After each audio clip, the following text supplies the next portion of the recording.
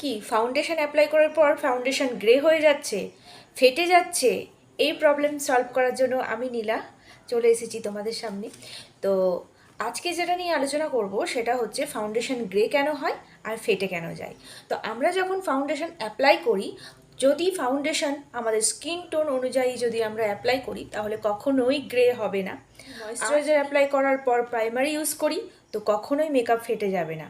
আর তুমি যদি moisturiser apply করেছো কিন্তু প্রাইমার অ্যাপ্লাই করোনি, প্রাইমার অ্যাপ্লাই করেছো কিন্তু ময়েশ্চারাইজার অ্যাপ্লাই করোনি, তাহলে কিন্তু তোমার মেকআপ ফেটে যাওয়ার সম্ভাবনা বেশি থাকে। যে ময়েশ্চারাইজার লাগালে প্রাইমার অবশ্যই লাগাতে হবে, আর প্রাইমার লাগালে ময়েশ্চারাইজার অবশ্যই লাগাতে হবে।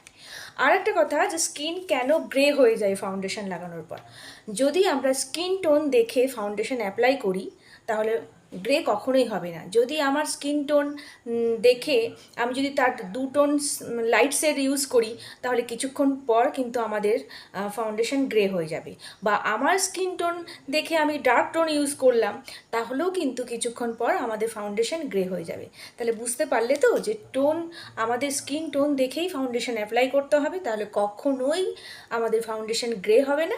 আর এরকম নতুন নতুন টিপস পেতে হলে আমার চ্যানেলটিকে ফলো করতে হবে আর সাবস্ক্রাইব করতে হবে, পাশে থাকতে হবে।